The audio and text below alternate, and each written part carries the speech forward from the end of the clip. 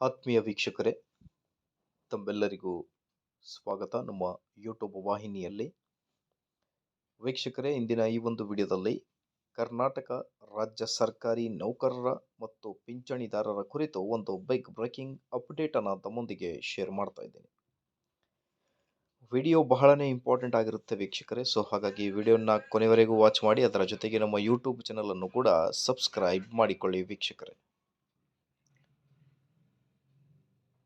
ಮೊದಲಿಗೆ ಕರ್ನಾಟಕ ರಾಜ್ಯ ಸರ್ಕಾರಿ ನೌಕರರ ಬಹುದಿನಗಳ ಬೇಡಿಕೆಯಾದ ಹಳೆ ಪಿಂಚಣಿ ಯೋಜನೆ ಕುರಿತು ಕೂಡ ಚರ್ಚೆ ಮಾಡೋಣ. ಬಹಳಷ್ಟು ಕಮೆಂಟ್ನಲ್ಲಿ ವೀಕ್ಷಕರು ಕೇಳ್ತಾ ಇದ್ದಾರೆ. ಸೊ ರಾಜ್ಯ ಸರ್ಕಾರಿ ನೌಕರರಿಗೆ 2% ತುಟ್ಟಿ ಭತ್ಯೆ ಜಾರಿಯಾದ ನಂತರ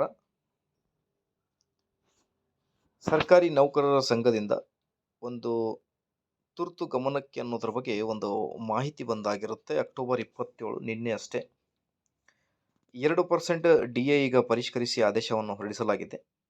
ಈಗ ರಾಜ್ಯ ಸರ್ಕಾರಿ ನೌಕರರಿಗೆ ಆ DA ಹೆಚ್ಚಳ ಈ ತಿಂಗಳ ವೇತನದಲ್ಲಿ ಹೆಚ್ಚಳ ಸೇರಿರಲಿದೆ ಎಂದು ಅಂದಾಜಿಸಿದ್ದ ನೌಕರರಿಗೆ ನಿರಾಸೆಯಾಗಿದೆ.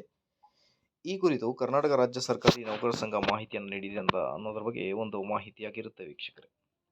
ರಾಜ್ಯ ಸರ್ಕಾರಿ ನೌಕರರ ಸಂಘದ ರಾಜ್ಯಾಧ್ಯಕ್ಷರಾದ CS ಷಡಾಕ್ಷರಿ ಸರ್ ಅವರು ಈ ಕುರಿತು ಮಾಹಿತಿಯನ್ನು ನೀಡಿದ್ದಾರೆ. ಸರ್ಕಾರ ಬಿಡುಗಡೆ ಮಾಡಿರುವ ತುಟ್ಟಿ ಭತ್ಯೆ ದರವು ಈ ತಿಂಗಳ ವೇತನದಲ್ಲಿ ಸೇರುವುದಿಲ್ಲ, ಮುಂದಿನ ತಿಂಗಳ ವೇತನದಲ್ಲಿ ಸೇರ್ಪಡೆಗೊಳ್ಳಲಿದೆ ಅನ್ನೋದ್ರ ಬಗ್ಗೆ ಮಾಹಿತಿಯನ್ನು ನೀಡಿದ್ದಾರೆ. ಸಮ್ ಟೆಕ್ನಿಕಲ್ ಇಶ್ಯೂಸ್ ಆಗಿರುತ್ತೆ K2ನಲ್ಲಿ.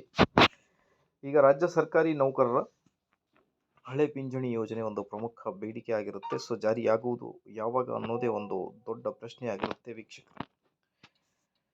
ಅದರ ಜೊತೆಗೆ